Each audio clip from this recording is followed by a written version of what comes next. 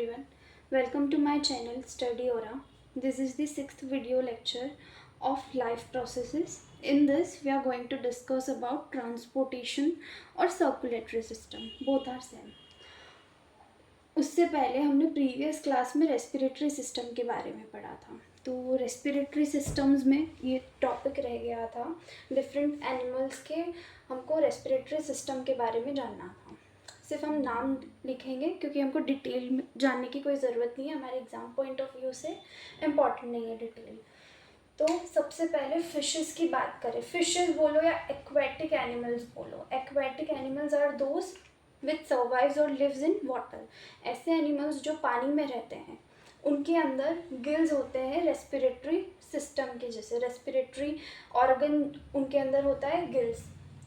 Insects हुए या cockroaches हुए उनके अंदर ट्रेकियल सिस्टम होता है. ट्रेकिया जो हमारी विंड पाइप होती है, विंड पाइप से ही मेजर रेस्पिरेशन की प्रोसेस होती है. फ्रॉग हुआ, अर्थवॉर्म हुआ, इनके अंदर स्किन से होता है रेस्पिरेशन का काम. स्किन बोले हम या फिर डिफ्यूजन बोले, डायरेक्ट स्किन से ही है सांस ले लेते हैं और सांस छोड़ते हैं. ठीक है. इंस्पिरेशन और एक्सपिरेशन या फिर ये जो होता है ना इंस्पिरेशन और एक्सपिरेशन, ये फ्रॉग और अर्थवॉर्म के अंदर स्किन से होता है. इसको क्यूटेनियस रेस्पिरेशन भी बोलते हैं. क्यूटेनियस मतलब जो हमारी स्किन से हो रहा है. टेरेस्ट्रियल ऑर्गेनिज्म की बात करें जो कि लैंड पर रहते हैं तो उनके अंदर लंग्स होता है. लंग्स के थ्रू उनका पूरा रेस्पिरेशन का प्रोसेस होता है. ये हम ऑलरेडी पढ़ चुके हैं प्रीवियस लेक्चर में डिटेल के अंदर कि कैसे कैसे लंग्स के थ्रू रेस्पिरेशन की पूरी प्रोसेस कैरी आउट होती है. अब हम स्टार्ट करेंगे ट्रांसपोर्टेशन वाला पार्ट. तो सबसे पहले हमारा आएगा ट्रांसपोर्टेशन इन ह्यूमन बींग्स. हम इससे पहले 2 टॉपिक्स ऑलरेडी डिस्कस कर चुके हैं. हमने सबसे पहले न्यूट्रिशन वाला पार्ट देखा था. ठीक है. न्यूट्रिशन इन ह्यूमंस देखा था हमने, जिसमें पूरा एलिमेंट्री ट्रैक्ट डिस्कस किया था.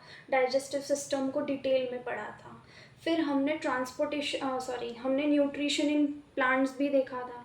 फिर हमने बात की थी ब्रीदिंग और रेस्पिरेशन वाले पार्ट की, है ना, जिसमें हमने ह्यूमंस की भी बात की थी और प्लांट्स की भी बात की थी रेस्पिरेशन में. अब आया हमारा ट्रांसपोर्टेशन वाला सिस्टम. तो ट्रांसपोर्टेशन में हम ह्यूमंस की भी बात करेंगे और प्लांट्स की भी बात करेंगे. तो अभी हम पढ़ने जा रहे हैं transportation in human beings. Transportation मतलब क्या होता है? Process of movement of substances from one place to another. Movement किसी चीज़ का एक जगह से दूसरी जगह, है ना. जैसे कि मुझे अगर एक सिटी से दूसरी सिटी जाना है ना, तो उसको मैं क्या बोलूँगी? ट्रांसपोर्टेशन, है ना. हम उसके लिए बहुत सारे हमारे पास मीन्स होते हैं. जैसे कि मैं व्हीकल्स होते हैं ना, स्कूटी से मैं ट्रेवल कर सकती हूँ, बाइक से ट्रेवल कर सकती हूँ, कार है, बस है, ट्रेन है ना. तो ये सारे मीन्स ऑफ ट्रांसपोर्ट होते हैं.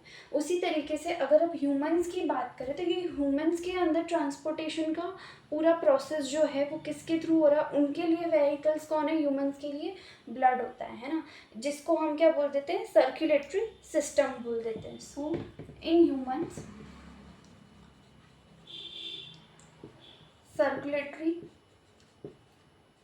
system is present to carry out the process of transportation. Humans के अंदर क्या होता है? सर्कुलेटरी सिस्टम होता है जिसके थ्रू पूरा ट्रांसपोर्टेशन का सिस्टम पूरा ट्रांसपोर्टेशन का प्रोसेस होता है ना. सर्कुलेटरी सिस्टम के कंपोनेंट्स होते हैं.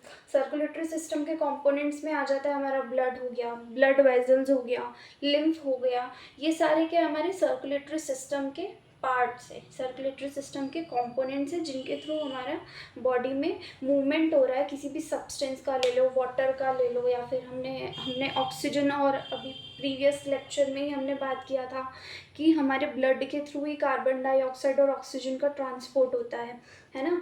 कि हमारी जो एल्वियोलाई है वो फिल्टर करती है ऑक्सीजन और कार्बन डाइऑक्साइड को. तो वहाँ से एल्वियोलाई से ऑक्सीजन ब्लड कैपिलरीज या ब्लड वेजल्स के पास जाती है ना, ब्लड में मिक्स होती है. ब्लड के अंदर हीमोग्लोबिन ऑक्सीजन को पकड़ के और टारगेट या फिर नीडी जो सेल होता है उसको प्रोवाइड करवाता है. ये हमारा ट्रांसपोर्टेशन ही हुआ एक जगह से, एल्वियोलाई से ऑक्सीजन कहाँ जा रहा है, किसी भी सेल के पास जा रहा है, ऑर्गन के पास जा रहा है, टिश्यू के पास जा रहा है, तो ये क्या हो गया, ट्रांसपोर्टेशन हो गया। तो ह्यूमंस के अंदर सर्कुलेटरी सिस्टम होता है, सर्कुलेटरी सिस्टम के अंदर ब्लड है, लिम्फ है और ब्लड वेजल्स है ना। अब ये जो ब्लड वेजल्स होती है ना, ये कनेक्ट करती है हर एक दूसरे ऑर्गन को, एक ऑर्गन से दूसरे ऑर्गन को कनेक्ट करने का काम कौन करता है, और ब्लड वेजल्स करती है। जैसे कि हमारे यहाँ पर रोड्स होते हैं, है ना, हमको ट्रांसपोर्ट करना है तो ऑब्वियसली हमारे पास रोड्स है ना। अगर हम चाहते हैं कि हम बाय बोट या फिर शिप के थ्रू ट्रैवल करें तो हमारे पास रिवर होती है। उसी तरीके से ह्यूमंस के पास क्या होता है, ब्लड होता है, ब्लड वेजल्स होता है, जो कि एक ट्रैक्ट प्रोवाइड करता है किसी एक जगह से दूसरी जगह जाने के लिए। I hope it is clear. So here we will write circulatory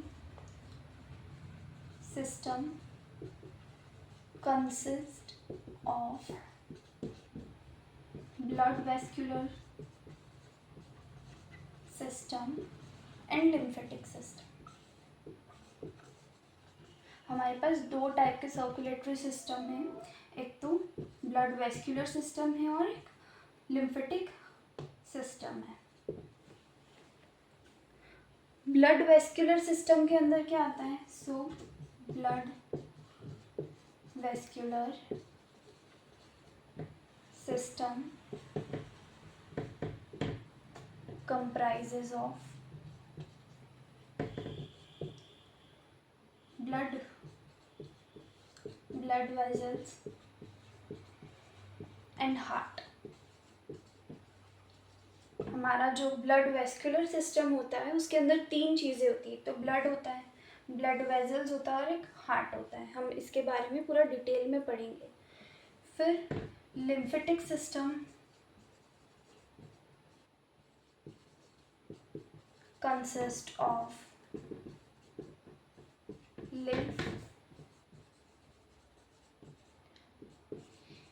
lymphatic capillaries and lymphatic organs।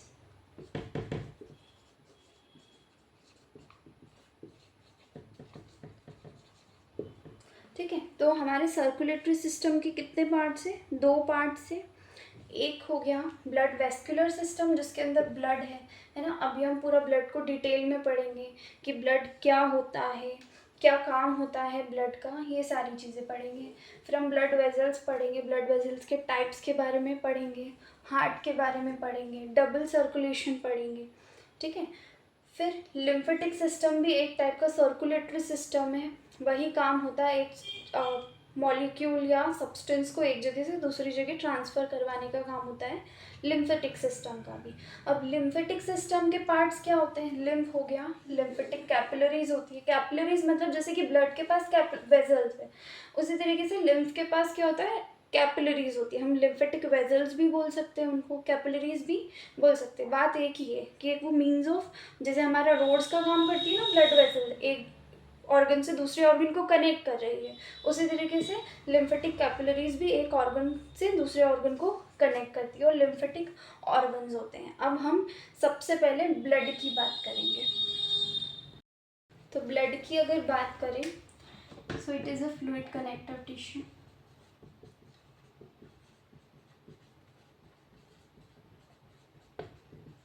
Fluid मतलब ब्लड कैसा होता है, लिक्विड होता है। तो ब्लड क्या है, एक टाइप का fluid connective tissue, liquid connective tissue है। It is red in colour.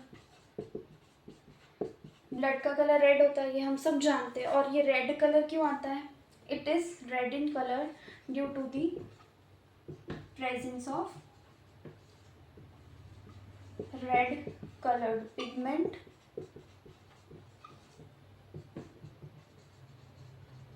Called haemoglobin.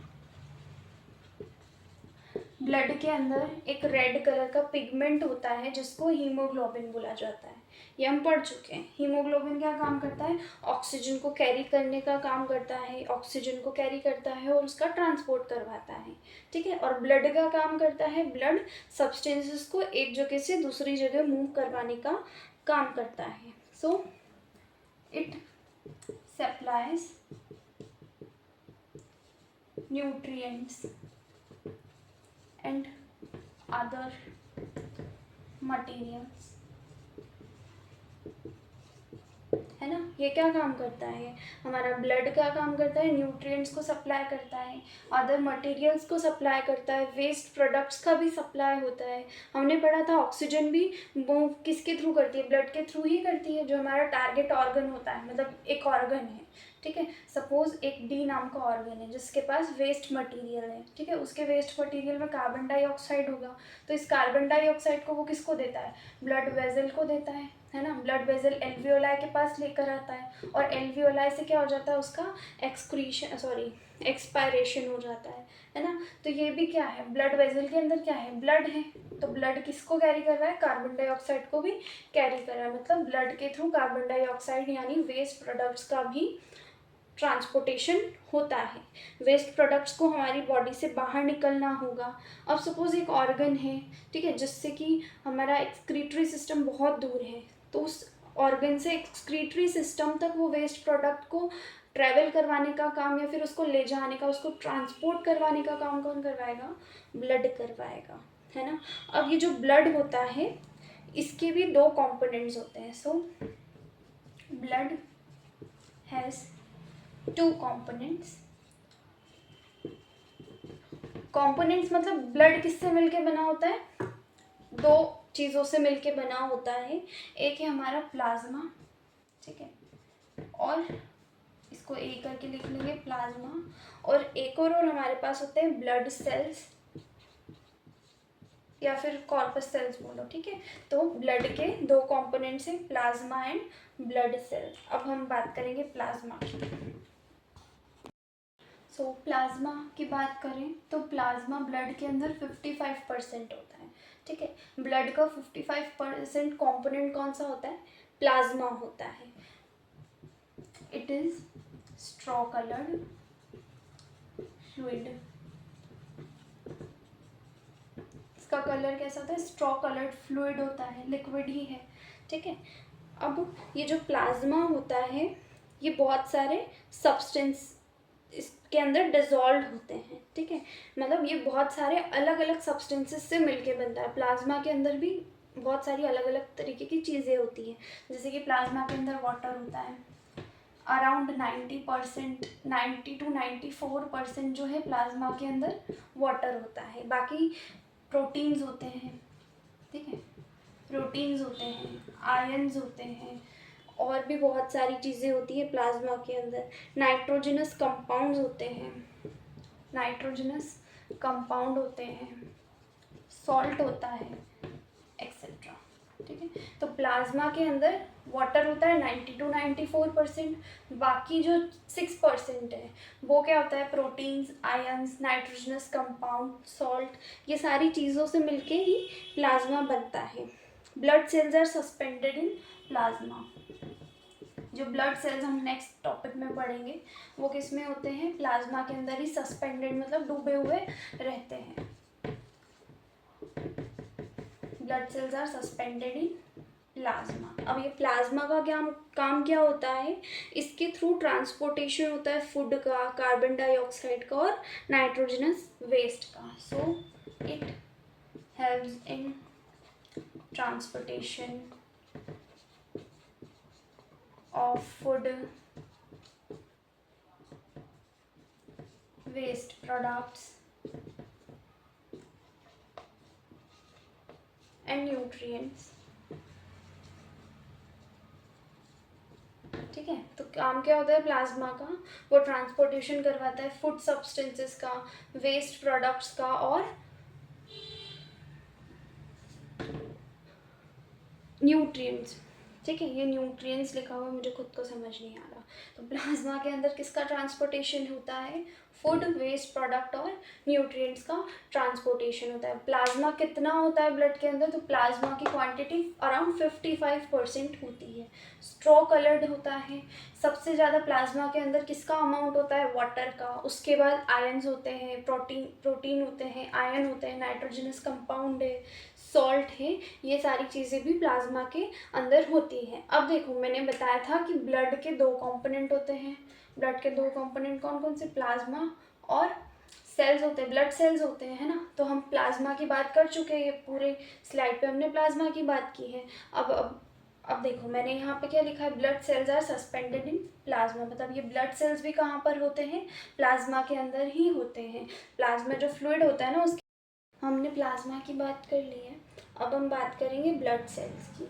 So blood cells 45% होते हैं ब्लड के अंदर, 55% प्लाज्मा है, 45% ब्लड सेल्स है। अब ब्लड सेल्स भी 3 टाइप्स के होते हैं, आरबीसी, डब्ल्यूबीसी एंड प्लेटलेट्स।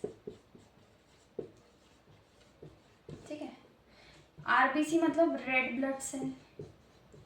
अब देखो, रेड बोला है मतलब कौन सा पिगमेंट प्रेजेंट होगा? Haemoglobin. Haemoglobin is present in them.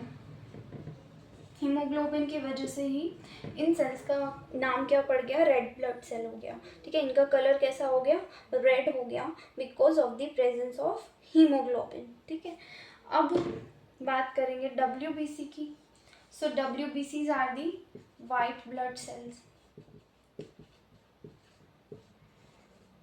ठीक है, डब्ल्यूबीसी को हम सोल्जर भी बोलते हैं, सोल्जर ऑफ आवर बॉडी, या फिर हमारे इम्यून सिस्टम का मेन कंपोनेंट होता है वाइट ब्लड सेल। हम जितने भी इन्फेक्शंस होते हैं उनसे लड़ पाते हैं due to the presence of डब्ल्यूबीसीज इन आवर बॉडी, है ना। इसीलिए हमारी बॉडी में कोई भी बीमारी होती है, जैसे कोई बड़ी बीमारी हो गई, तो हमारी बॉडी के अंदर डब्ल्यूबीसीज का जो अमाउंट होता है वो रिड्यूस हो जाता है, जिसकी वजह से ही हमारी बॉडी उस डिजीज़ से कॉप अप नहीं कर पाती है और हम कैसा वीक और फैटीग फील करने लगते हैं। सो WBC helps to destroy foreign particles and fight with infectious या फिर fight with infection.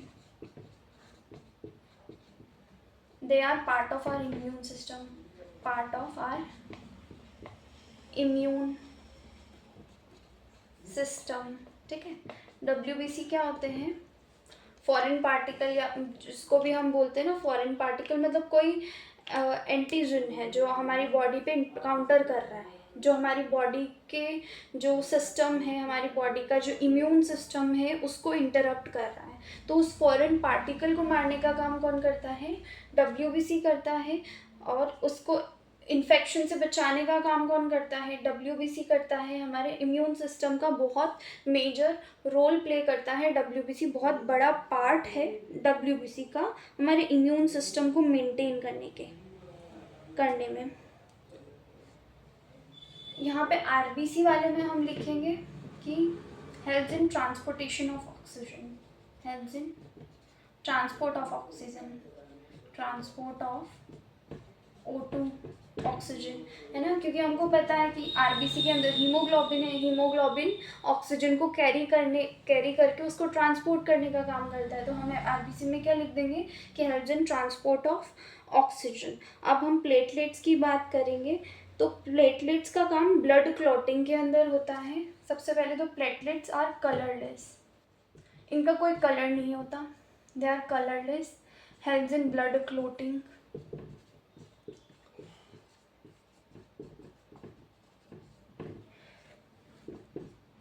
Its count reduces in dengue.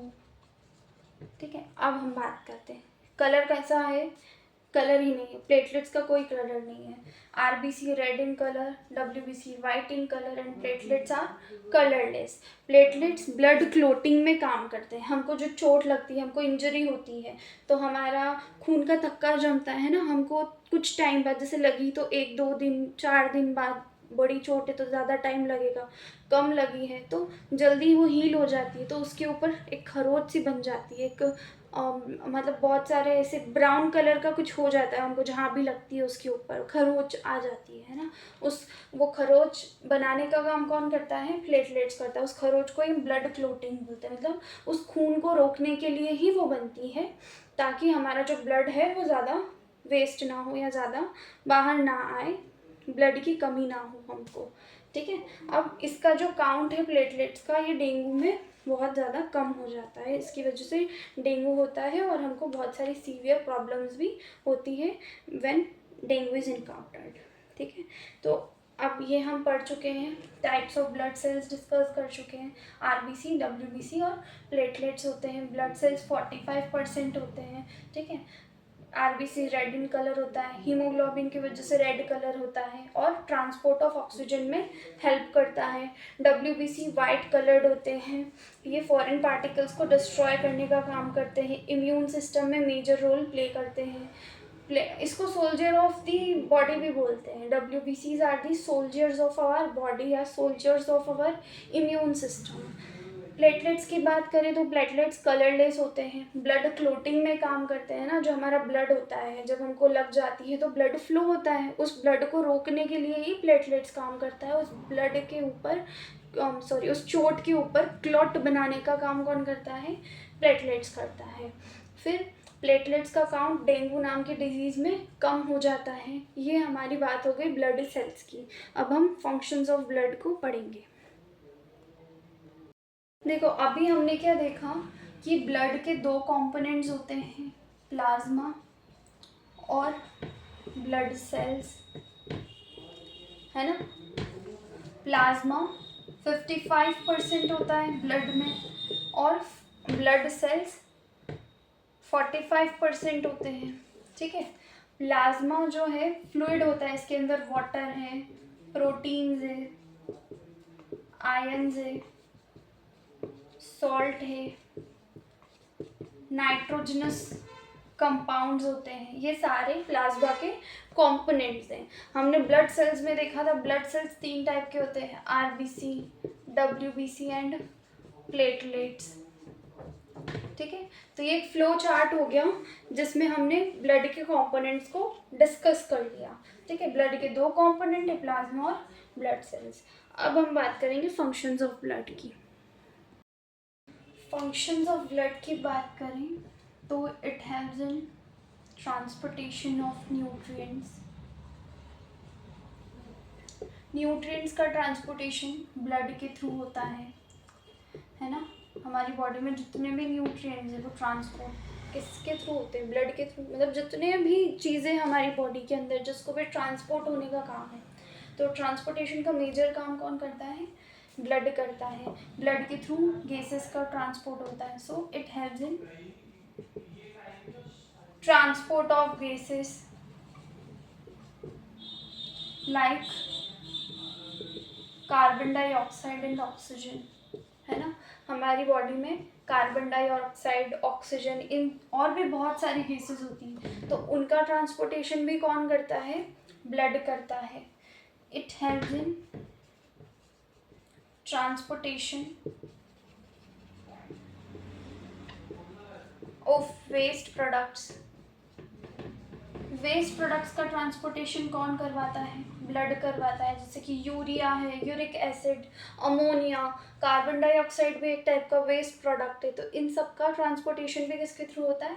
Blood के थ्रू होता है। अब देखो, यहाँ पे हम तीनों सिस्टम डिस्कस कर चुके हैं। हमारा जो फर्स्ट डाइजेस्टिव सिस्टम था, डाइजेस्टिव सिस्टम में हमने न्यूट्रिएंट्स की बात की थी, तो न्यूट्रिएंट्स का ट्रांसपोर्टेशन कौन करवा रहा है? ब्लड करवा रहा है। सेकंड हमारा रेस्पिरेटरी सिस्टम था, जिसके अंदर हमने ब्रीदिंग की बात की थी, तो ब्रीदिंग में कार्बन डाइऑक्साइड और ऑक्सीजन का ही एक्सचेंज होता है, उसका ट्रांसपोर्टेशन कौन करवा रहा है? ब्लड। फिर हमारा जो नेक्स्ट, ये ट्रांसपोर्टेशन सिस्टम के बाद हम एक्सक्रीटरी सिस्टम पढ़ेंगे, जिसके अंदर हम वेस्ट प्रोडक्ट्स रिमूवल की बात करेंगे कि हमारी बॉडी में प्रोसेसेस होती है, हमारा जो प्रोसेसेस होती रहती है ना, कैटाबॉलिज्म, मेटाबॉलिज्म, ये सारी चीज़ें होती है, एनाबॉलिज्म, है ना। मेटाबॉलिक रिएक्शंस होती है बॉडी के अंदर, उन मेटाबॉलिक रिएक्शन से वेस्ट प्रोडक्ट्स बनता है, उन वेस्ट प्रोडक्ट्स को भी हमारी बॉडी से रिमूव करना होता है। तो उन वेस्ट प्रोडक्ट्स के रिमूवल में भी ब्लड बहुत हेल्पफुल होता है। उन वेस्ट प्रोडक्ट का ट्रांसपोर्टेशन एक्सक्रीटरी सिस्टम तक कौन करवाता है? ब्लड करवाता है। उसके अलावा भी हम बहुत सारी चीज़ें पढ़ चुके हैं कि ब्लड जो है वो क्लोटिंग में हेल्प करता है। It helps in blood clotting. Blood clotting में यही ब्लड ही हेल्प करता है ना। ब्लड का कौन सा सेल काम करता है? प्लेटलेट काम करता है क्लोटिंग में। ब्लड जो है वो पीएच को मेंटेन करता है। सो पीएच मेंटेनेंस का काम कौन करता है? ब्लड करता है। ब्लड एक टाइप का बफर सिस्टम बोला जाता है। ब्लड को एक टाइप का बफर सिस्टम बोला जाता है। बफर सिस्टम मतलब ब्लड के अंदर आप कोई एसिडिक सब्सटेंस मिलाओ या फिर बेसिक सब्सटेंस मिलाओ, उसके पीएच में कोई चेंज नहीं होगा, ठीक है, उसको बोलते हैं बफर सिस्टम। मतलब आप चाहे कितना ही एसिड उसमें डिज़ोल्व कर लो, कितना ही बेस डिज़ोल्व कर दो, ऐसा नहीं है कि एसिड डिज़ोल्व करने पे ब्लड का पीएच एसिडिक हो गया या फिर बेस डिज़ोल्व करने पे ब्लड का पीएच बेसिक हो गया। नहीं, ब्लड जो है उसका पीएच मेंटेन्ड रहता है। एक ही पीएच है और वही मेंटेन रहेगा। अगर हमने एसिड ऐड किया ब्लड के अंदर तो अपने ऑटोमेटिकली बेस की कंसंट्रेशन बढ़ा के और उसको एडजस्ट कर लेगा पीएच को, ठीक है। हमारी बॉडी का जो पीएच होता है वो भी मेंटेन करने का काम कौन करता है? ब्लड करता है। सो इसके अलावा भी बहुत सारे फंक्शंस होते हैं ब्लड के, बट अभी हमारे लिए इतना इम्पोर्टेंट है। अब हम हार्ट की बात करेंगे। सो हार्ट एक मस्कुलर ऑर्गन है। It is a muscular organ. Muscular organ, ठीक है। हार्ट की जो साइज होती है ना वो हमारे फिस्ट के बराबर, फिस्ट मतलब मुट्ठी के बराबर होती है। So it is as big as our fist, ठीक है। हार्ट का फंक्शन होता है पंपिंग ऑफ ब्लड। हार्ट का जो मेन फंक्शन होता है, so it helps in pumping of blood. Blood को पंप करने का काम कौन करता है? हार्ट करता है। हमारा जो ह्यूमन हार्ट होता है उसमें 4 चैम्बर्स होते हैं। So human heart has 4 chambers, but birds के पास कितने चैम्बर्स होते हैं? 2 चैम्बर्ड हार्ट होता है बर्ड्स का। फिर हम अगर एम्फीबियंस, कुछ एम्फीबियंस और रेप्टाइल्स की बात करें, so amphibian and reptiles, some amphibian, exceptions है इसमें, जैसे कि क्रोकोडाइल के अंदर 4 चैम्बर्ड हार्ट होता है। तो एम्फीबियंस और रेप्टाइल्स का कितना चैम्बर्ड हार्ट होता है? 3 चैम्बर्ड हार्ट होता है, ठीक है। अभी ब्लड के हार्ट के अंदर चैम्बर्स होते हैं। चैम्बर्स क्यों होते हैं? चैम्बर्स मतलब ऐसे सेपरेशंस होता है। 4 चैम्बर्स मतलब 4 जगह ब्लड जो है वो अलग अलग तरीके से सेपरेटेड रहेगा। तो ऐसा क्यों होता है? क्योंकि हमारे जो हार्ट है उसके अंदर ऑक्सीजनेटेड, मतलब जिसके अंदर ऑक्सीजन होती है, प्योर ब्लड होता है ना, जिसको एल्वियोलाई फिल्टर कर चुका होता है, वो ब्लड भी होता है। ऑक्सीजनेटेड ब्लड भी होता है और डीऑक्सीजनेटेड मतलब जिसमें वेस्ट होता है, जैसे कि कार्बन डाइऑक्साइड हुआ, वैसा ब्लड भी हमारे हार्ट में आता है। अब इस ऑक्सीजनेटेड और डीऑक्सीजनेटेड ब्लड को हमको अलग अलग रखना होता है। अगर ये मिक्स हो गया तो हमारे लिए ब्लंडर हो जाएगा। इसी वजह से इसके हार्ट के अंदर क्या होते हैं? चैम्बर्स होते हैं, ताकि ये जो ऑक्सीजनेटेड और डीऑक्सीजनेटेड ब्लड है ये सेपरेटेड रहे। So we will write human heart is 4 chambered to prevent the mixing of blood, mixing of oxygenated, ये है oxygenated and deoxygenated blood। Oxygenated और डीऑक्सीजनेटेड ब्लड की मिक्सिंग को प्रिवेंट करने के लिए या फिर उनको मिक्स होने से बचाने के लिए, उनको अलग अलग सेपरेटेड रखने के लिए ही ह्यूमंस के पास क्या होते हैं? चैम्बर्स होते हैं। कितने चैम्बर्स होते हैं? 4 चैम्बर्स होते हैं, ठीक है। अब ये जो हार्ट होता है, जैसे हमने पढ़ा था कि हमारे लंग्स भी प्रोटेक्टेड होते हैं प्लूरल मेम्ब्रेन से, है ना। हमारे ब्रेन भी प्रोटेक्टेड होता है स्कल से, मेनिंजेस से, क्रेमियम से। क्यों? क्योंकि ये सारे सेंसिटिव ऑर्गन्स हैं, इनको बहुत ज़्यादा प्रोटेक्शन की ज़रूरत होती है। हमारा हार्ट भी बहुत सेंसिटिव है। इमेजिन, हार्ट का काम क्या होता है? पंपिंग करना ब्लड का सप्लाई करना। अगर हमारी बॉडी में ब्लड ही नहीं है, ब्लड पंप ही नहीं हो रहा है, हमारा हार्ट अगर काम करना फेल कर दे तो हम मर जाएंगे, हमारी डेथ हो जाएगी कुछ टाइम बाद, ठीक है। तो हार्ट भी एक बहुत ज़्यादा इंपॉर्टेंट ऑर्गन है और इसको भी प्रोटेक्शन की बहुत ज़्यादा ज़रूरत है। So heart is protected by pericardium. Heart की प्रोटेक्शन कौन करता है? पेरिकार्डियम करता है। पेरिकार्डियम लेयर है, ये भी डबल लेयर्ड होता है। जैसे कि हमने लंग्स के अंदर प्लूरल मेम्ब्रेन पढ़ा था, प्लूरल मेम्ब्रेन क्या थी? डबल लेयर था। उसी तरीके से पेरिकार्डियम भी होता है। अब इस पेरिकार्डियम के अंदर भी एक पेरिकार्डियल फ्लूइड होता है जो कि हार्ट को शॉक एब्जॉर्प्शन से या फिर फ्रिक्शन से बचाने का काम करता है। जब हार्ट बीट होती है, जैसे ब्लड पंप हो रहा है ना, तो ऐसा नहीं हो कि ब्लड जब बीट हो रहा है, ब्लड पंप करता है, सॉरी, जब हार्ट ब्लड पंप करता है तो वो बीट करता है, उस बीटिंग के टाइम पे ऐसा ना हो कि हार्ट पेरिकार्डियम से टकरा जाए। तो उसको प्रिवेंट करने के लिए पेरिकार्डियम और हार्ट के बीच में क्या होता है? पेरिकार्डियल फ्लूइड होता है। फिर शॉक एब्जॉर्प्शन से बचाने के लिए भी फ्लूइड फिल होता है, जैसे कि प्लूरल फ्लूइड था लंग्स के अंदर, है ना, उसी तरीके से सेम होता है।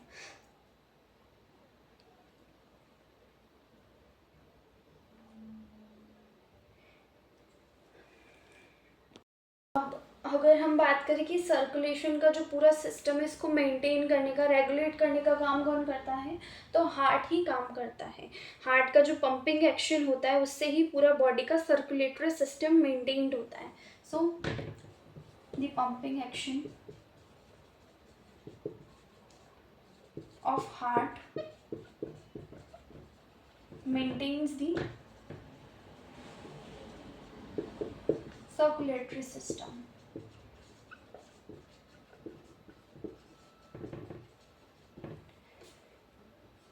मतलब हमारी बॉडी के अंदर ब्लड को सफिशिएंट क्वांटिटी में मेंटेन करने का काम कौन करता है?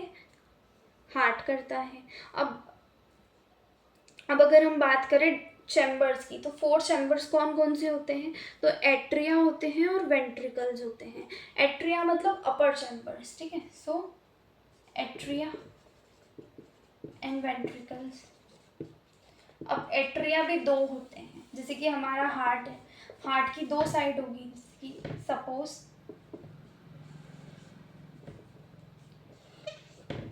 Something like this is heart, ठीक है। कितने चैम्बर्स है? 4 चैम्बर्स है। तो ये ऊपर वाले जो चैम्बर्स हैं इनको हम क्या बोल देते हैं? एट्रिया बोलते हैं। नीचे वाले जो लोअर चैम्बर्स है उनको वेंट्रिकल्स बोला जाता है, ठीक है। तो हार्ट के कितने चैम्बर्स है? 4 चैम्बर्स है, जिसमें अपर वाले चैम्बर्स को एट्रिया बोला जाता है या एट्रियम बोला जाता है। एट्रिया मतलब सिंगल चैम्बर, एट्रियम मतलब प्लूरल वर्ड हो गया, ठीक है। एट्रिया सिंगुलर है, एट्रियम प्लूरल है। इसी तरीके से वेंट्रिकल्स हो गए, वेंट्रिकल्स मतलब लोअर चैम्बर्स। अब हम एट्रिया की बात करेंगे। So atria they are thin upper chambers. ऊपर वाले चैम्बर्स को क्या बोलते हैं? एट्रिया बोलते हैं। थिन क्यों लिखा हमने? क्योंकि ये रिसीविंग चैम्बर्स होते हैं, मतलब इनको ज़्यादा प्रोटेक्शन की ज़रूरत नहीं होती, इनसे ब्लड जो है वो प्रेशर से पंप नहीं होता। सो इनके पास थिन वॉल भी चल जाती है, इनको ज़्यादा प्रोटेक्शन की, ज़्यादा केयर की ज़रूरत नहीं है। अब ये जो एट्रिया भी होते हैं, there are 2 atria. So left atrium and right atrium. जैसे कि हमारा हार्ट है, ठीक है, मैंने कुछ भी ड्रॉ किया है अभी। तो हार्ट जो है 4 चैम्बर्स है इसके। अपर चैम्बर्स छोटे होते हैं, लोअर चैम्बर्स बड़े होते हैं। ये हमारा क्या हो गया? एट्रिया, एट्रियम हो गया, ये वेंट्रिकल्स हो गए, ठीक है। अब इन एट्रियम की जो वॉल होती है वो थिन होती है, पतली होती है, क्योंकि इनसे इनके पास क्या आता है? ब्लड आता है। जैसे कि हमारा ब्लड आया, बॉडी से आएगा एक के पास लंग्स से आएगा, है ना। तो ये सिर्फ रिसीव करते हैं ब्लड को, पंप नहीं करते। इनका काम क्या होता है, सिर्फ ब्लड को रिसीव करने का। तो इसीलिए इनकी थिन वॉल चल जाती है। बट ये जो वेंट्रिकल्स होते हैं, ये वेंट्रिकल्स ब्लड को पंप करने का काम करते हैं। जैसे कि जिस वेंट्रिकल के बाद पास ब्लड बॉडी से आता है, मतलब यहाँ पर बॉडी से ब्लड आया, तो ये वापस इसको प्योर करके, है ना, और सॉरी, ये बॉडी से ब्लड आया तो मतलब कौन सा ब्लड होगा, डीऑक्सीजनेटेड ब्लड होगा। तो इसको क्या करना पड़ेगा, ब्लड को प्रेशर से पंप करना पड़ेगा, लंग्स को देना पड़ेगा, ताकि लंग्स क्या करे, इस डीऑक्सीजनेटेड ब्लड को ऑक्सीजनेटेड करे। क्योंकि लंग्स के पास क्या है, एल्वियोला है, और एल्वियोला ही ये काम करता है, ऑक्सीजन और CO2 को अलग अलग करने का काम। ठीक है, अब ये जो लंग्स है, ये लंग्स से प्योरिफिकेशन हो गया, ब्लड कैसा बन गया, ऑक्सीजनेटेड। ऑक्सीजनेटेड ब्लड किसके पास आएगा, ऊपर वाले एट्रियम के पास आएगा, एट्रियम वेंट्रिकल को देगा। फिर ये वेंट्रिकल जो है, ऑक्सीजनेटेड ब्लड की नीड किसको होती है, बॉडी को होती है। तो बॉडी को पंप करना पड़ेगा इसको, इसी वजह से पंपिंग का काम है, मतलब प्रेशर का काम है, प्रेशर का काम है। तो इसके पास क्या होगी, इसकी वॉल्स, वेंट्रिकल्स की वॉल थिक होगी और एट्रियम्स की वॉल थिन होगी। क्लियर। अब देखो, ये जो दो एट्रियम है, इनको जो सेपरेट करने वाली जो दीवार है, उसको हम बोल देते हैं इंटर एट्रिक्युलर सेप्टम। ठीक है, तो अभी हम लिखेंगे इसके बारे में। This two atrium are separated bye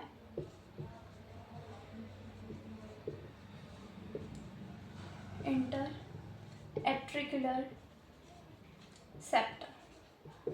ठीक है, इनको सेपरेट करने का काम कौन कर रहा है, इंटर एट्रिक्युलर सेप्टम कर रहा है। अब हमने पढ़ा कि this atriums, they are receiving chambers,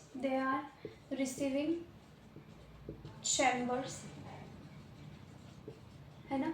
receiving chambers मतलब ब्लड को सिर्फ रिसीव करने का काम करते हैं, ब्लड को पंप करने का काम नहीं करते हैं। इसका मतलब जो लेफ्ट एट्रियम है, रिसीव्स ऑक्सीजनेटेड ब्लड।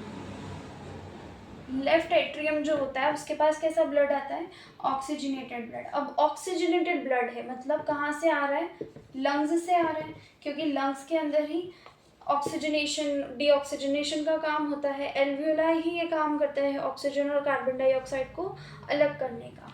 तो लेफ्ट एट्रियम ब्लड कहाँ से रिसीव कर रहा है, लंग्स से। कैसा ब्लड रिसीव कर रहा है, ऑक्सीजनेटेड ब्लड। उसी तरीके से जो राइट एट्रियम है, right atrium receives deoxygenated blood from body। Deoxygenated मतलब वेस्ट वाला ब्लड। वेस्ट वाला ब्लड कहाँ से आएगा, बॉडी से ही आएगा। क्यों, क्योंकि बॉडी के पास ही वेस्ट प्रोडक्ट्स होंगे, तो वो बॉडी सारे वेस्ट वाला ब्लड है वो किसको देगी, राइट एट्रियम को देगी। क्लियर। तो एट्रियम का काम क्या होता है, रिसीव करने का ब्लड को, इसीलिए इनको रिसीविंग चैम्बर्स बोला जाता है। Left atrium blood oxygenated receive करता है और लंग्स से उसके पास ब्लड आता है। Right atrium deoxygenated blood carry करता है और उसके पास बॉडी से डीऑक्सीजनेटेड ब्लड आता है। ये हमारी एट्रियम की या एट्रिया की बात हो गई। अब हम इसके बाद वेंट्रिकल्स की बात करेंगे। सो वेंट्रिकल्स में हम लिखेंगे they are thick lower chambers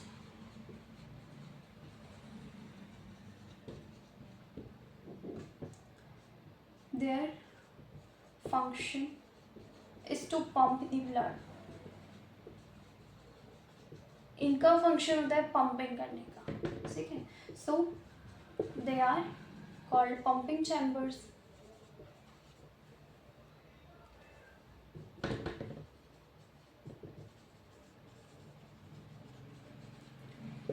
ventricles भी कितने होते हैं, दो। राइट वेंट्रिकल जो है, हमने क्या पढ़ा था कि राइट एट्रियम के पास कौन सा डीऑक्सीजनेटेड ब्लड आ रहा है, वो राइट एट्रियम जो है डीऑक्सीजनेटेड ब्लड राइट वेंट्रिकल को देगा। अब ये वेंट्रिकल क्या करेगा, इसको प्योरिफिकेशन करवाना है ब्लड का, तो ये वेंट्रिकल राइट वेंट्रिकल किसके पास भेज देगा प्योरिफिकेशन के लिए, लंग्स के पास, क्योंकि लंग्स ही प्योरीफाई करेगा ब्लड को, ठीक है। So right ventricle pumps the blood to lungs, ठीक है, and left ventricle pumps the blood to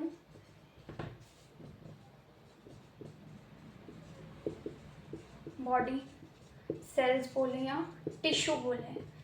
अब देखो हमने क्या पढ़ा था कि जो राइट एट्रियम है उसके पास कैसा ब्लड होता है, लेफ्ट एट्रियम के पास कैसा ब्लड होता है, ऑक्सीजनेटेड ब्लड होता है। अब ये ऑक्सीजनेटेड ब्लड को किसको देगा, लेफ्ट वेंट्रिकल को देगा। अब ये ऑक्सीजनेटेड ब्लड की ज़रूरत बॉडी को है, तो ये ब्लड किसको पंप हो जाएगा, बॉडी को पंप होगा। अब देखो लंग्स तो पास ही है, हमको पता है कि लंग्स के अराउंड क्या पड़ा प्रेजेंट होता है, हार्ट प्रेजेंट होता है। हार्ट थोड़ा सा टिल्टेड होता है लेफ्ट की तरफ, है ना। अब लंग्स और हार्ट की डिस्टेंस तो कम है, इसीलिए राइट वेंट्रिकल जो है इसको कम ब्लड को पंप करना पड़ेगा। बट वहीं अगर हम बात करें कि हार्ट और बॉडी ऑर्गन्स की डिस्टेंस मानो, जैसे कि अगर हार्ट से लीवर को ब्लड ट्रांसपोर्ट करना है तो डिस्टेंस ज़्यादा है, तो मतलब प्रेशर ज़्यादा लगाना पड़ेगा, पंप ज़्यादा करना पड़ेगा। तो इसमें इसीलिए क्या होता है कि जो लेफ्ट वेंट्रिकल होता है उसकी वॉल ज़्यादा थिक होती है as compare to the right ventricle, क्योंकि लेफ्ट वेंट्रिकल को ज़्यादा ब्लड पंप करना पड़ता है बिकॉज ऑफ द डिस्टेंस का बहुत डिफरेंस होता है। जैसे कि हार्ट से किसी भी ऑर्गन को ट्रांसपोर्ट करना हो सकता है उसको, तो अगर ब्रेन की बात करें तो हार्ट से ब्रेन की डिस्टेंस भी ज़्यादा है ना। हम लेग्स की बात करें, हैंड्स की बात करें, किसी डिफरेंट ऑर्गन की बात कर लो, स्टमक की बात कर लो, इन सब चीज़ों की डिस्टेंस क्या है, दूर है हार्ट से। तो इसीलिए लेफ्ट वेंट्रिकल को प्रेशर से ब्लड को पंप करना होता है, इसी वजह से लेफ्ट वेंट्रिकल की जो वॉल होती है वो थिक होती है as compare to the right ventricle. So we will write left ventricle has to pump the blood with high pressure, so it has thicker walls as compared to right ventricle. Clear. अब ये जो ventricles है, दो ventricle है हमारे पास, right ventricle left ventricle है। इन वेंट्रिकल्स को सेपरेट कौन करता है, interventricular septum. So right ventricle and left ventricle are separated by interventricular septum। Septum मतलब वॉल है, दो चीज़ों को सेपरेट करने के लिए। वेंट्रिकल्स को सेपरेट करना है तो इंटरवेंट्रिकुलर सेप्टम ले लो, सेप्टम के बीच की वॉल क्या हो गई, इंटरवेंट्रिकुलर सेप्टम हो गई। अब देखो हमने क्या पढ़ा कि 4 चैम्बर्स हैं, ठीक है, ये एट्रियम है, ये वेंट्रिकल्स है। इनकी वॉल कैसी होती है, थिन होती है, इनकी थिक होती है, क्योंकि वेंट्रिकल्स को ब्लड को पंप करना होता है हाई डिस्टेंस पे, ठीक है। अब अगर हम ले लें तो ये हमारी लेफ्ट साइड हो गई, ये हमारी राइट साइड हो गई, है ना।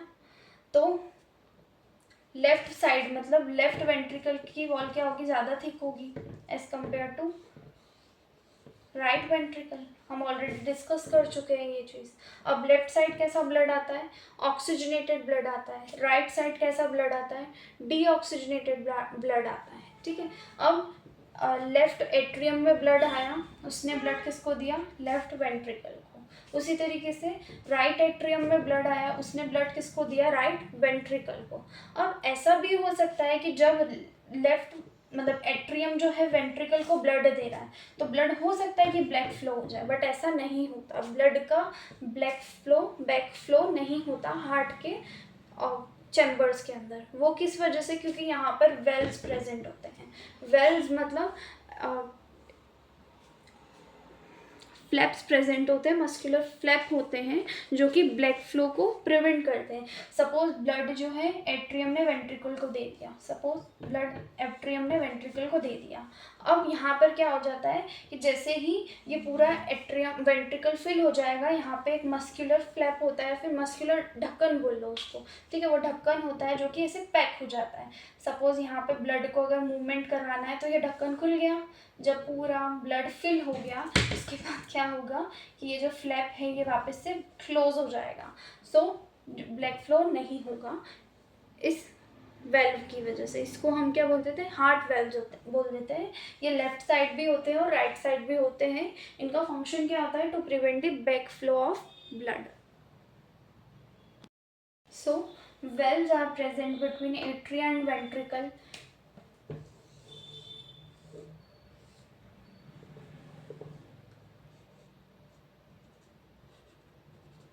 एट्रिया वेंट्रिकल कौन सी साइड हो गई है? लेफ्ट साइड हो गई। So will write left atria, left ventricle, right atria, right ventricle. इनके बीच में क्या है? वेल्व है। इन दोनों के बीच में भी वेल्व है ताकि जो ब्लड वेंट्रिकल में फिल हुआ है वो वापस से बैक फ्लो होकर ना जा पाए एट्रियम में। क्लियर हो गया? अब हम लिख देंगे it is muscular, muscular flap लिख लो, ठीक है। अब हम बात करेंगे डबल सर्कुलेशन की। जो हमारा हार्ट होता है उसके पास दो बार ब्लड आता है। जैसे कि हमने पढ़ा था कि लेफ्ट साइड कौन सा ब्लड होता है? ऑक्सीजनेटेड होता है ना, ऑक्सीजनेटेड है। राइट साइड कौन सा है? डीऑक्सीजनेटेड ब्लड है। अब ये जो लेफ्ट साइड है, लेफ्ट साइड में ब्लड किसके पास आता है? लंग्स से आता है। ऑक्सीजनेटेड है तो कौन लेकर आएगा? लंग्स लेकर आएगा। डीऑक्सीजनेटेड है तो कहाँ से आएगा? बॉडी से आएगा, ठीक है। दो बार ब्लड आया, एक बार लंग्स से आया, एक बार बॉडी से आया। अब ये लंग्स वाला हार्ट ऑक्सीजनेटेड तो ये वापस किसके पास जाएगा? बॉडी के पास जाएगा, है ना।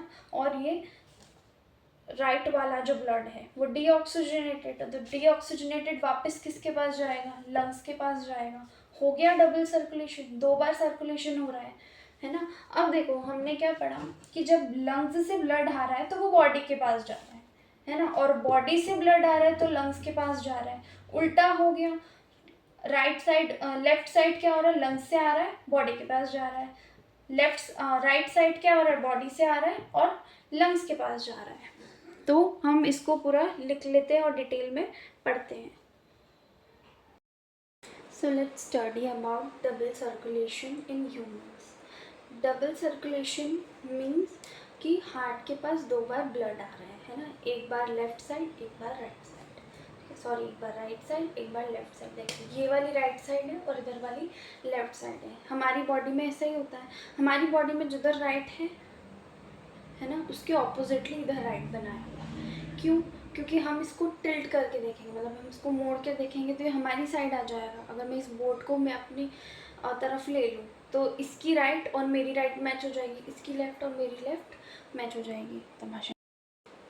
सो now let's start with double circulation. Double circulation मतलब ये होता है कि हार्ट के पास दो बार ब्लड आ रहा है, एक बार लेफ्ट साइड, सॉरी एक बार राइट साइड, एक बार लेफ्ट साइड, ठीक है। अब ये कैसे होता है पूरा प्रोसेस हम देखते हैं। देखो सबसे पहले लंग्स है हमारी, ठीक है। ये लंग की कैपिलरीज है। कैपिलरीज मतलब लंग्स के अंदर ब्लड फ्लो बताया है, ठीक है। तो ये लंग्स है, लंग्स में क्या हो रहा है? ब्लड फ्लो हो रहा है। अब लंग्स में एल्वियोलाई होते हैं। एल्वियोलाई क्या करेंगे? Purification of blood. प्योरिफिकेशन किया एल्वियोलाई ने तो वो किसको देंगे? हार्ट को। किधर? लेफ्ट साइड देंगे, ठीक है। ये ऊपर वाले चैम्बर्स को एट्रिया बोलते हैं। तो लेफ्ट एट्रिया में कौन सा ब्लड आता है?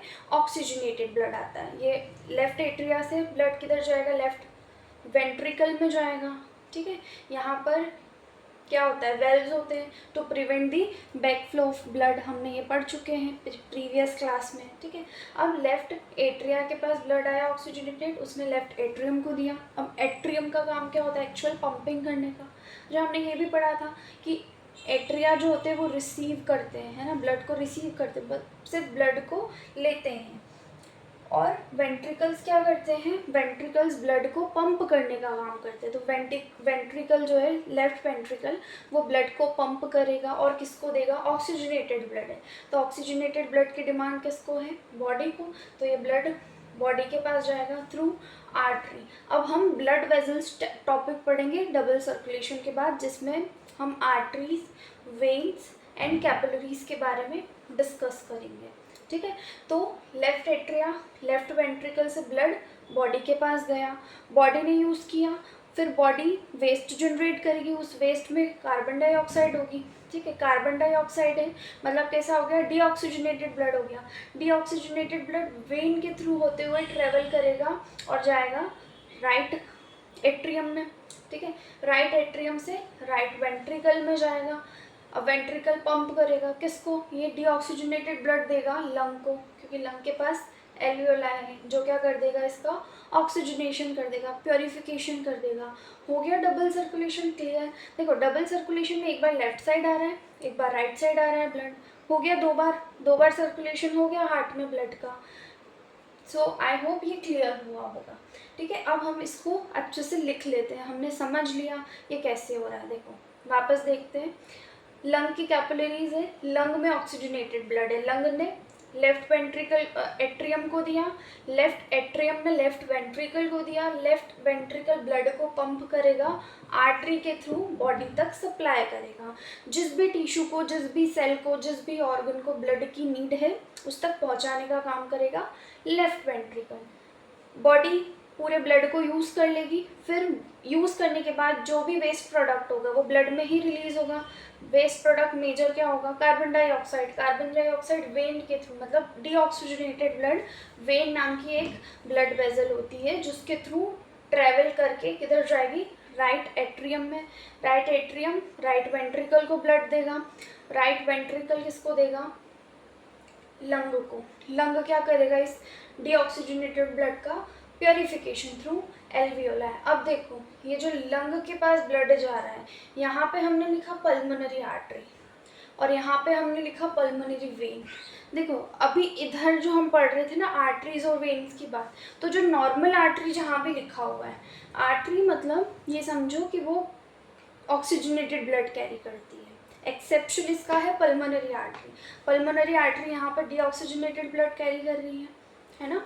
और वेन मतलब जो डीऑक्सीजनेटेड ब्लड कैरी करती है, पूरी बॉडी में जितनी भी वेन्स होगी वो सारा डीऑक्सीजनेटेड ब्लड कैरी करेगी। इसका एक्सेप्शन क्या है, पल्मोनरी वेन, जो कि ऑक्सीजनेटेड ब्लड को कैरी करती है। चलो अब हम इसको लिख लेते हैं। हम यहाँ पे लिखेंगे लेफ्ट एट्रियम। लेफ्ट एट्रियम कौन सा ब्लड रिसीव करता है, रिसीव्स ऑक्सीजनेटेड ब्लड। कहाँ से आता है इसके पास, through from lungs, through pulmonary vein. Pulmonary vein लेकर आती है ऑक्सीजनेटेड ब्लड लेफ्ट एट्रियम तक। ठीक है, फिर क्या होता है, left atrium it then contracts and delivers the blood to left ventricle। वो ब्लड कहाँ पर जाता है, लेफ्ट वेंट्रिकल के पास जाता है। लेफ्ट एट्रियम में कॉन्ट्रैक्शन होता है, उस कॉन्ट्रैक्शन के थ्रू ब्लड किधर जाता है, लेफ्ट वेंट्रिकल में। And a valve is present between left atrium and ventricle. Left atrium और वेंट्रिकल के बीच में एक वेल्व प्रेजेंट होती है। वेल्व का काम हमको पता है, वेल्व क्या काम करती है, बैक फ्लो को प्रिवेंट करती है, बैक फ्लो ऑफ ब्लड को बचाती है। ठीक है, अब हमने इसमें पूरा ऑक्सीजनेटेड ब्लड के बारे में लिख लिया। ठीक है, कि ऑक्सीजनेटेड ब्लड लेफ्ट एट्रियम में आया, लंग से आया, कौन सी वेन से आया, पल्मोनरी वेन से आया, फिर कॉन्ट्रैक्ट हुआ लेफ्ट एट्रियम में, लेफ्ट एट्रियम से ब्लड कहाँ पहुँच गया, वेंट्रिकल में, लेफ्ट वेंट्रिकल में पहुँचा। फिर हमने लिखा है कि वेल्व प्रेजेंट होती है एट्रियम और वेंट्रिकल के बीच में लेफ्ट साइड, जो कि बैक फ्लो को प्रिवेंट करती है ब्लड। अब क्या होगा, ये ब्लड बॉडी के पास जाएगा, ऑक्सीजनेटेड ब्लड की नीड किसको है, बॉडी को. So now will write the blood, the oxygenated blood is pumped by left ventricle to the body tissues which are in need.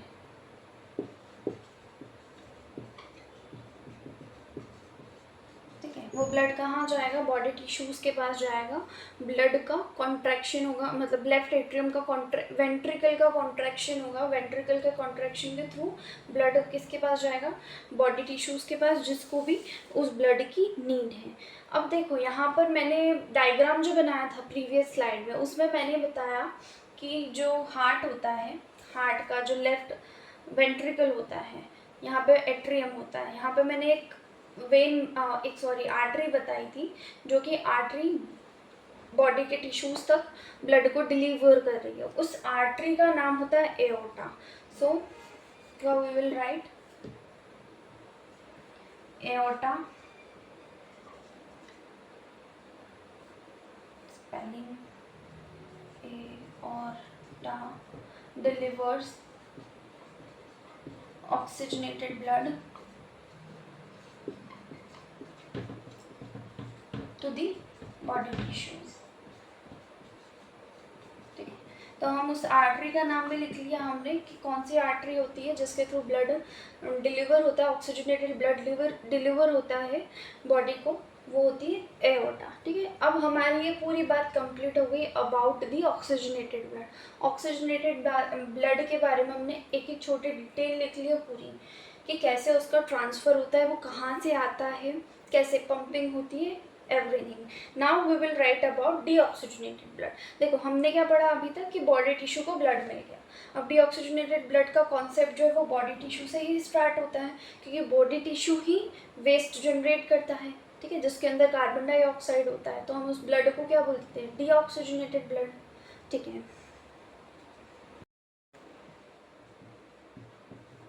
Body tissue uses that oxygenated blood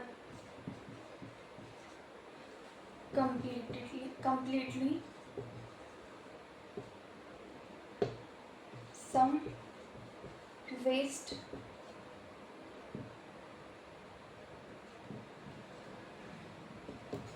waste products are passed onto the blood through body tissues. These waste products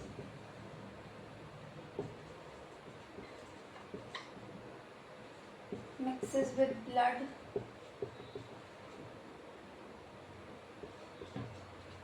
and hence deoxygenated blood is created. This deoxygenated blood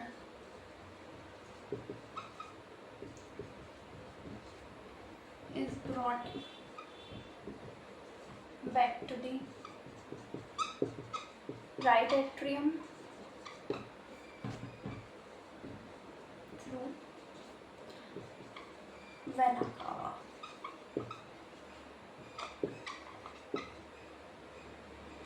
Then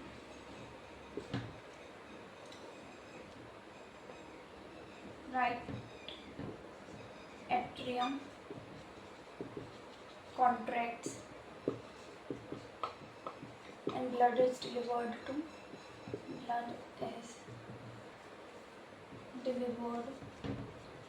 the right ventricle ही, यहाँ पर right ventricle लिखा हुआ है. देखो अब मैंने इतनी जो पैराग्राफ लिखा है इसमें मैंने ये बताया कि बॉडी टिश्यू जो है वो ऑक्सीजनेटेड ब्लड को कम्प्लीटली यूज़ कर लेता है, यूटिलाइज कर लेता है. उसके बाद कुछ वेस्ट सब्सटेंसेस या वेस्ट प्रोडक्ट्स रिलीज करता है ब्लड के अंदर, ठीक है। ब्लड के अंदर जैसे ही वो वेस्ट प्रोडक्ट्स मिक्स होते हैं और कैसा ब्लड बन जाता है, डीऑक्सीजनेटेड ब्लड बन जाता है। अभी जो डीऑक्सीजनेटेड ब्लड है ये वापस राइट एट्रियम के पास आता है। राइट एट्रियम से मैंने ये बताया था कि जो बॉडी टिश्यू है, ठीक है, बॉडी टिश्यू ने वेस्ट रिलीज़ किया, यहाँ से वेन बताई थी, वो वेन ही लेकर आती है राइट एट्रियम के अंदर ब्लड। तो वो जो वेन होती है उस वेन का नाम होता है वेना कावा। यहाँ पे लिखा मैंने वेना कावा, ठीक है। वेना कावा मतलब वो वेन जो कि वेस्ट या फिर डीऑक्सीजनेटेड ब्लड को लंग के पास लेकर आ रही है राइट एट्रियम के अंदर, ठीक है। अब इस वेना कावा से राइट एट्रियम फिल हो जाता है। राइट एट्रियम के अंदर कॉन्ट्रैक्शन होता है और ब्लड कहाँ डिलीवर हो जाता है, राइट वेंट्रिकल में। अब ये राइट वेंट्रिकल कॉन्ट्रैक्ट करता है और ब्लड कहाँ जाता है, लंग के पास, ताकि उसका ऑक्सीजनेशन हो जाए। So right ventricle contracts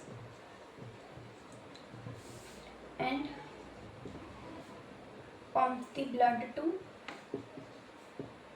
pumps the blood to lungs। इसके आगे मैं दूसरे पेज पर बताती हूँ। Deoxygenated blood is pumped to the lungs through pulmonary artery।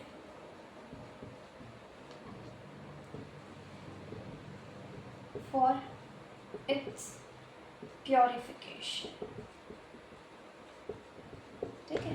मैंने पिछली स्लाइड पे ये लिखवाया था कि वेना कावा जो है वो बॉडी से सारा डीऑक्सीजनेटेड ब्लड कलेक्ट करके और राइट लंग को देती है, मतलब सॉरी राइट एट्रियम को देती है। राइट एट्रियम के अंदर कॉन्ट्रैक्शन होता है और ब्लड राइट वेंट्रिकल में जाता है। राइट वेंट्रिकल में कॉन्ट्रैक्शन होता है और ब्लड कहाँ जाता है, लंग के पास। लंग के पास डीऑक्सीजनेटेड ब्लड जाता है पल्मोनरी आर्टरी के थ्रू, ठीक है, ताकि उसका प्योरीफिकेशन हो जाए। अब एक बार इसका प्योरीफिकेशन हो गया, मतलब हमको क्या करना है, ऑक्सीजन को अलग करना है और कार्बन डाइऑक्साइड को अलग करना है। ये ऑक्सीजन वाला ब्लड ही क्या हो जाता है, ऑक्सीजनेटेड ब्लड हो जाता है, ठीक है। ऑक्सीजनेटेड मतलब ऑक्सीजन रिच ब्लड, डीऑक्सीजनेटेड मतलब कार्बन डाइऑक्साइड रिच ब्लड, ठीक है। तो एक बार ऑक्सीजन और कार्बन डाइऑक्साइड अलग अलग हो गई तो ये कौन सा ब्लड हो गया, ऑक्सीजनेटेड। अब वापस वो पूरी साइकिल रिपीट होगी कि ऑक्सीजनेटेड ब्लड किधर जाएगा, लेफ्ट साइड जाएगा। लेफ्ट साइड किसके थ्रू जाएगा, पल्मोनरी वेन के थ्रू जाएगा। फिर लेफ्ट एट्रियम जो है वो कॉन्ट्रैक्ट करेगा, लेफ्ट वेंट्रिकल में ब्लड जाएगा। लेफ्ट वेंट्रिकल कॉन्ट्रैक्ट करेगा तो ब्लड कहाँ जाएगा, बॉडी के पास जाएगा through vena cava, through aorta.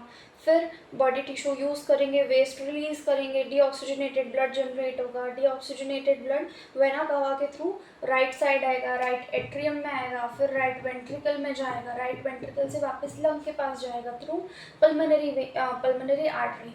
तो ये पूरा साइकिल होता है, ठीक है। इसीलिए इसको सर्कुलेशन बोलते हैं। सर्कुलेशन मतलब एक साइक्लिक फॉर्म में ये पूरा प्रोसेस होता है। और डबल सर्कुलेशन क्लियर हो गया। डबल सर्कुलेशन इसलिए क्योंकि हार्ट की एक बार लेफ्ट साइड में ब्लड आ रहा है, एक बार राइट साइड में ब्लड आ रहा है, ठीक है। अब हमने पढ़ा था कि ह्यूमन हार्ट के कितने चैम्बर्स होते हैं, 4 चैम्बर्स होते हैं। सबकी बात कर ली हमने।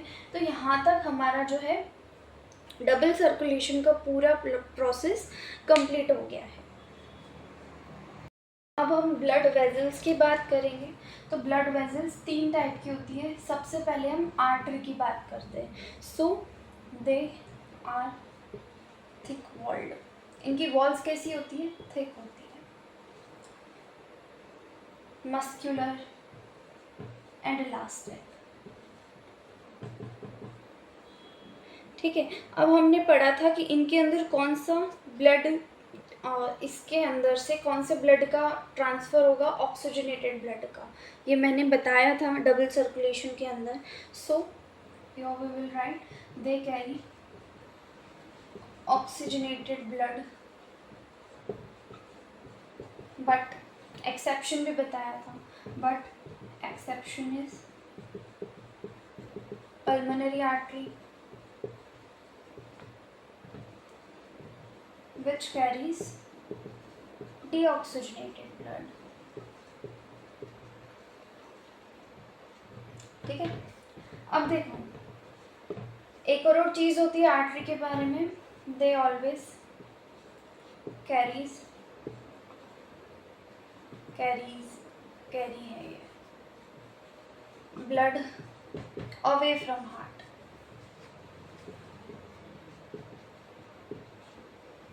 हमेशा ये ब्लड को हार्ट से दूर ले जाने का काम करती है। जैसे कि हमने पढ़ा था, दो साइड होती है ना, left side right side. Left atrium से लेफ्ट वेंट्रिकल में गया ब्लड, लेफ्ट वेंट्रिकल से एओर्टा लेके जाता है। ठीक है, एओर्टा क्या कर रहा है, ब्लड से हार्ट से ब्लड को दूर लेकर जा रहा है। ठीक है, एओर्टा भी एक टाइप की आर्टरी है। फिर हमने पढ़ा था कि यहाँ पर वेना कावा लेकर आता है ना, बॉडी से डीऑक्सीजनेटेड ब्लड वेना कावा लेकर आता है। वेना कावा वेन है, तो हम वेन जब पढ़ेंगे तो हम उसमें ये पॉइंट लिखेंगे कि vein always carries blood to the heart. हमेशा वेन क्या करता है, वेन ब्लड की तरफ वेन हार्ट की तरफ ब्लड को लेकर आता है। फिर हमने यहाँ पर पढ़ा था कि डीऑक्सीजनेटेड ब्लड को लंग तक कौन लेकर जाता है, पल्मोनरी आर्टरी। मतलब आर्टरी ही क्या कर रहा है, वापस से हार्ट से दूर लेके जा रहा है ब्लड को। तो ये जो पॉइंट है ये हमेशा करेक्ट होगा। ठीक है, कि जो भी आर्टरीज होती है वो हमेशा ऑलवेज ब्लड को हार्ट से दूर ले जाती है। इसका एक्सेप्शन हमने देखा सेकंड पॉइंट का। यहाँ पे एक्सेप्शन क्या था हमारा, पल्मोनरी आर्टरी। पल्मोनरी आर्टरी क्या करता है, डीऑक्सीजनेटेड ब्लड कैरी करता है। ठीक है, बट इस पॉइंट का कोई एक्सेप्शन नहीं है। Now will talk about veins. Veins, they are thin walled। ठीक है, इनकी वॉल्स कैसी होती है, थिन होती है एज कंपेयर टू आर्टरीज। अच्छा, वो जो आर्टरी वाला मैंने लिखवाया था उसमें एक पॉइंट और लिख सकते हो, arteries are red in colour, veins are blue in colour. जो हमारी नसें होती है ना, जो हमको इजीली दिख जाती है, वो ही वेन्स होती है। ये जो हमारी बॉडी के ऊपर सरफेस पर जो होती है, ये ही वेन्स होती है। So veins are present at upper surface in our body.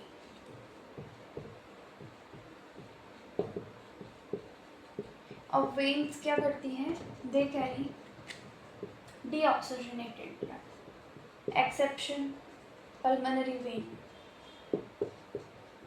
but exception is pulmonary vein।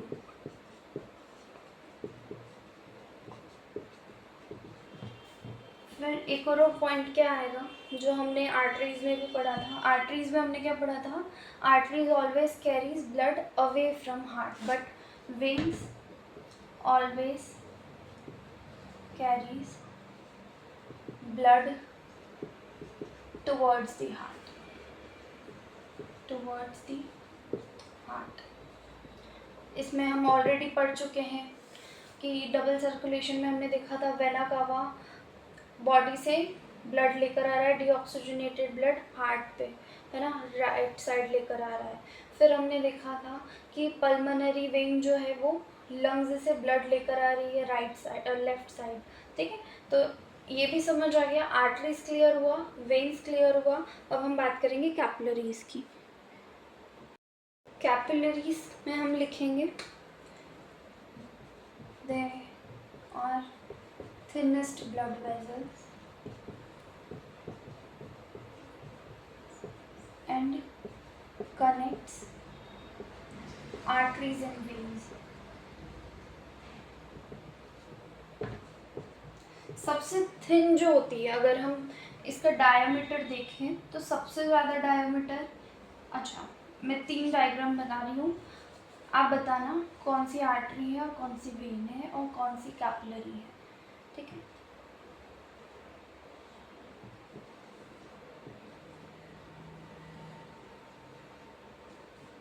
देखो थोड़ी मोटी है, ये थोड़ी पतली है ना, और ये सबसे ज़्यादा मोटा है, इसका डायामीटर देखना है, मतलब ये सिर्फ हमारा इतना सा डायामीटर है।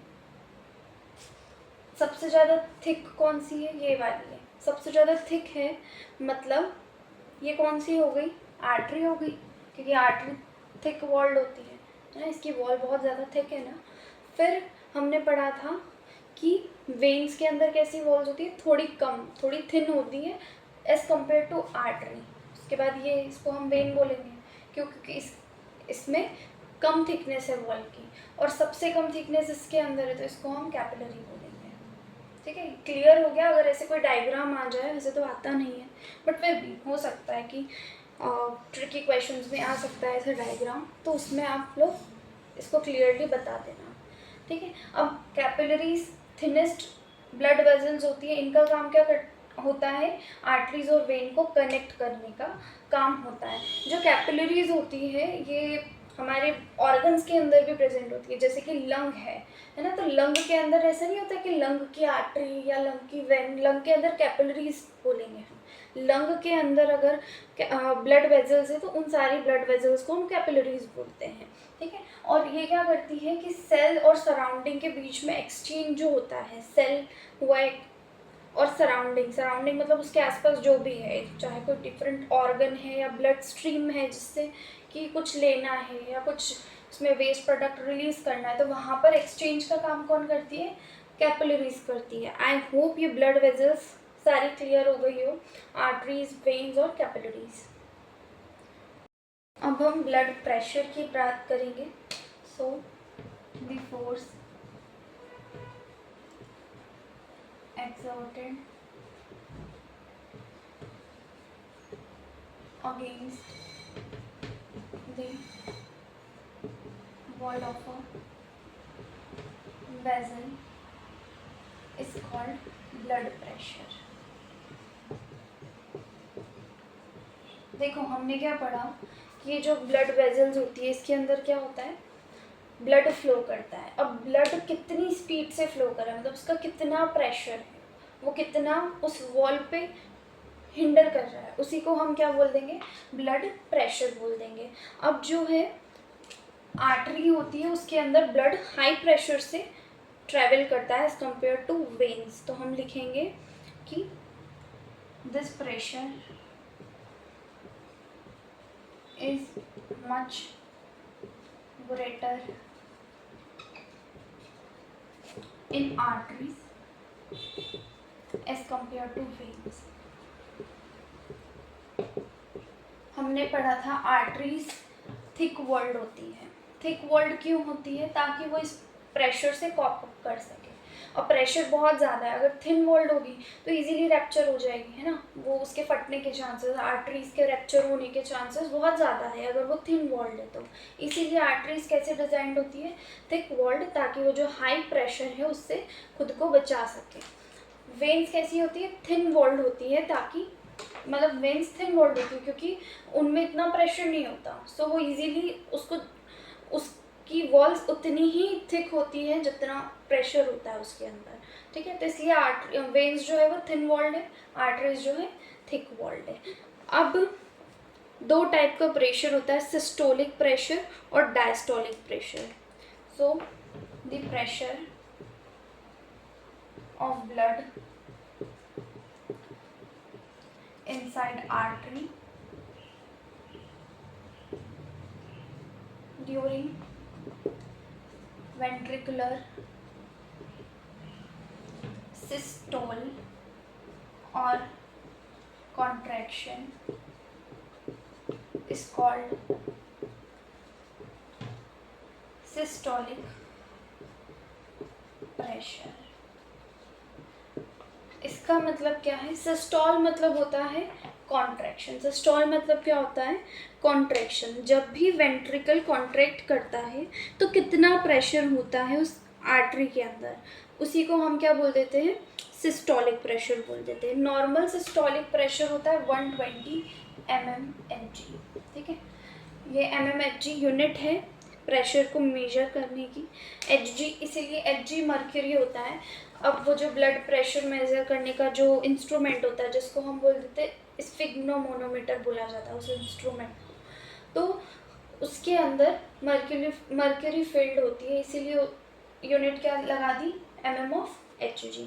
ठीक है, ये क्लियर हुआ। सिस्टोलिक प्रेशर मतलब सो हमने सिस्टोलिक प्रेशर की बात की। सिस्टोलिक ब्लड प्रेशर कितना होता है, 120 mm/Hg। ठीक है, now will talk about diastolic pressure. So it is the pressure exerted inside artery during ventricular diastole or relaxation is called diastolic pressure।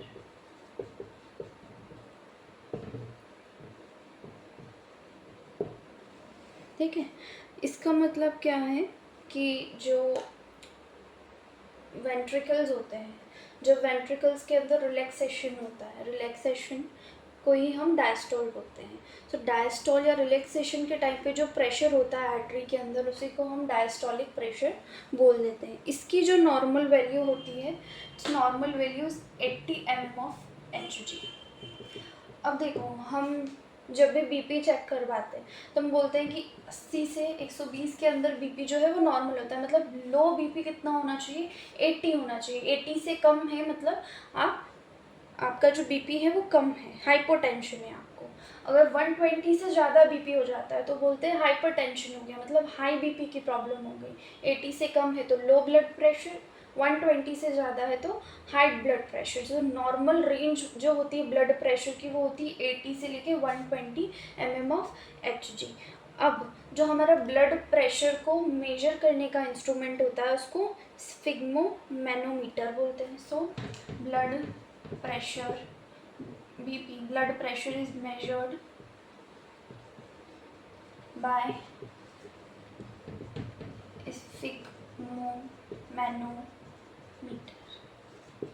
ठीक है, ये एक इंस्ट्रूमेंट है जिसके थ्रू क्या होता है, ब्लड प्रेशर को मेजर किया जाता है।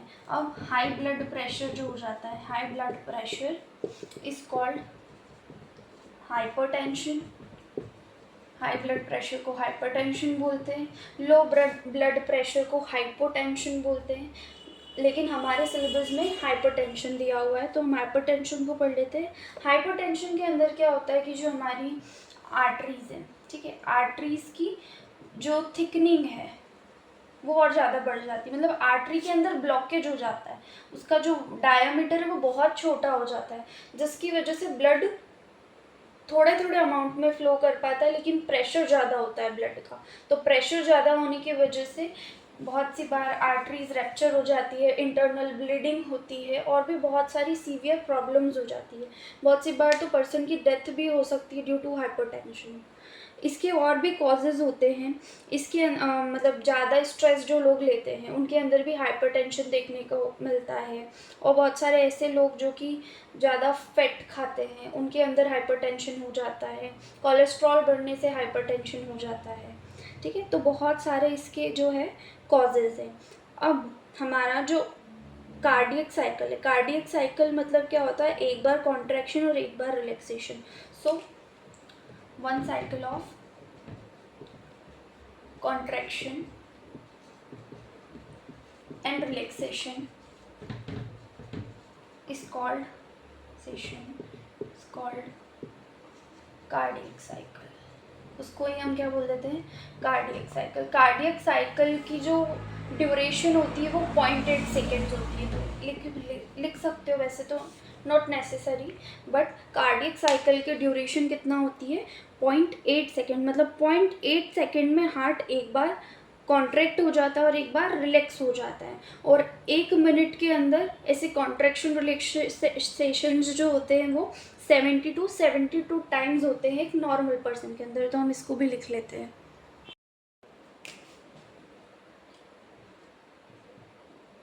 The average heartbeat in a healthy human is 70 to 72 times per minute। मतलब 1 मिनट के अंदर एक हेल्दी ह्यूमन बींग के अंदर हार्ट कितनी बार कॉन्ट्रैक्ट होता है और रिलैक्स होता है? 70 टाइम्स। अब ये जो हमारा कॉन्ट्रैक्शन और रिलैक्सेशन होता है, जब हम हमारे चेस्ट पे, हार्ट की एरिया पे हाथ रखते हैं तो हमको फील होता है कि हमारा हार्ट धड़क रहा है। ठीक है, उस धड़कने का 2 साउंड होते हैं, एक लब साउंड होता है एंड डब साउंड होता है। लब जो होता है वो जब हार्ट कॉन्ट्रैक्ट करता है तो रिलीज होता है। डब साउंड जो है जब हार्ट रिलैक्स करता है तब रिलीज होता है। अब एक बार कॉन्ट्रैक्ट किया, रिलीज किया, रिलैक्स किया, ठीक है, कॉन्ट्रैक्ट किया, रिलीज किया, रिलैक्स किया, उसको हमने बोला था कार्डियक साइकिल। ठीक है, अब 1 मिनट के अंदर कितनी बार करता है हार्ट कॉन्ट्रैक्ट और रिलैक्स?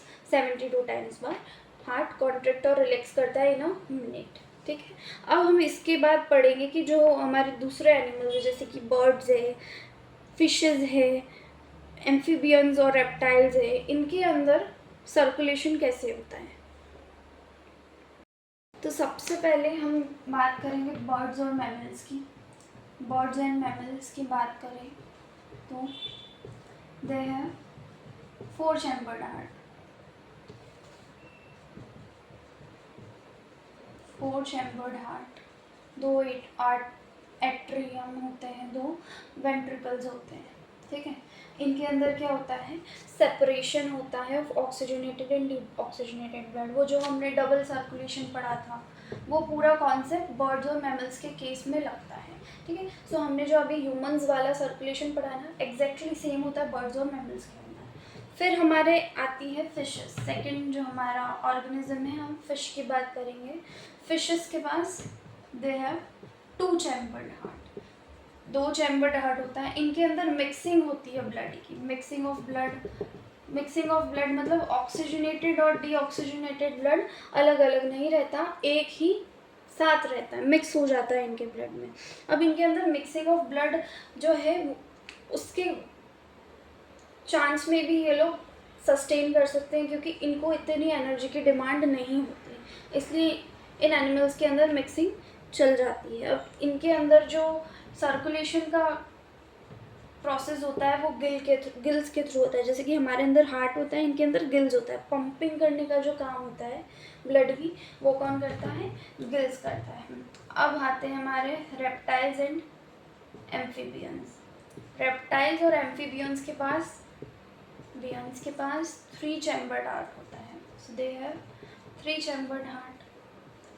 इनके अंदर भी डबल सर्कुलेशन होता है बट थोड़ी मिक्सिंग होती है ब्लड की, बट इट्स ओके क्योंकि इनको भी इतनी एनर्जी की डिमांड नहीं है। इनके अंदर वो होम्योस्टेसिस नहीं होता। होम्योस्टेसिस मतलब कांस्टेंट बॉडी टेम्परेचर को मेंटेन करने की ज़रूरत नहीं होती इन एनिमल्स को। ये थोड़े लोअर एनिमल्स हैं तो इनको इतनी एनर्जी रिक्वायरमेंट्स नहीं है। अब हम ह्यूमंस, हम बहुत कॉम्प्लेक्स हैं। ह्यूमंस बोलो या मैमल्स बोलो, बर्ड्स बोलो, बहुत कॉम्प्लेक्स एनिमल्स होते हैं। इनको बहुत एनर्जी चाहिए होती है क्योंकि हमारा ब्रेन एक्टिव है, ब्रेन को कांस्टेंट एनर्जी सप्लाई की ज़रूरत है। इसीलिए हमारे अंदर क्या होता है कि ब्लड सेपरेटेड ही रहता है ताकि जल्दी से जो है वो सर्कुलेशन हो पाए।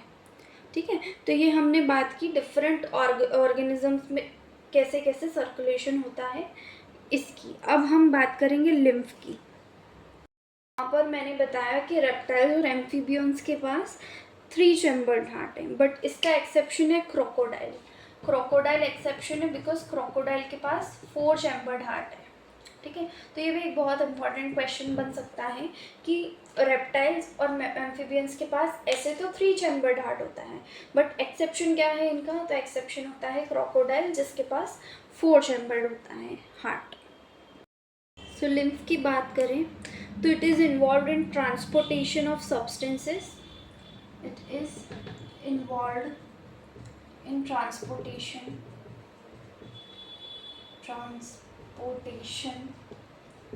of substances where blood vessels cannot reach। जहाँ पर ब्लड वेजल्स नहीं पहुँच सकती वहाँ पर ट्रांसपोर्टेशन का काम कौन करता है? लिम्फ करता है। अब ये जो लिम्फ है ये भी प्लाज्मा के सिमिलर होता है। जो हमने ब्लड में पढ़ा था प्लाज्मा 55% उसके सिमिलर होता है, बट प्लाज्मा में हमने देखा था कि उसका कलर होता है, बट ये कलरलेस होता है। लिम्फ जो है वो कलरलेस फ्लूइड है, और प्लाज्मा के पास प्रोटीन्स थे और लिम्फ के पास लेस प्रोटीन्स होते हैं। So lymph is similar to plasma, but it is colorless and has less proteins, but some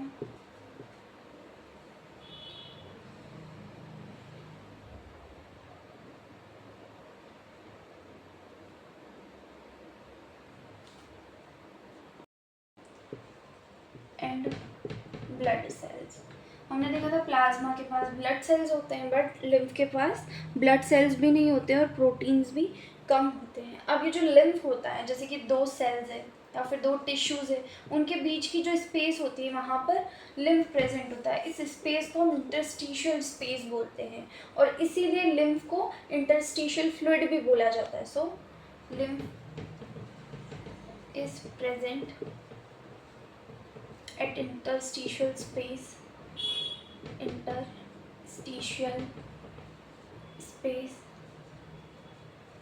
hence it is interstitial fluid। इसीलिए इसको क्या बोला जाता है, इंटरस्टिशियल फ्लूइड बोला जाता है। अब मैं और लिखवाती हूँ इसके बारे में। हमने पढ़ा था कि लिम्फ के कुछ ऑर्गन्स होते हैं, उन ऑर्गन्स को हम लिम्फ नोड्स भी बोलते हैं। सो लिम्फ नोड्स क्या करते हैं कि कोई भी इन्फेक्शन दिखता है तो उसको स्प्रेड होने से बचाते हैं। So lymph nodes prevents an infection from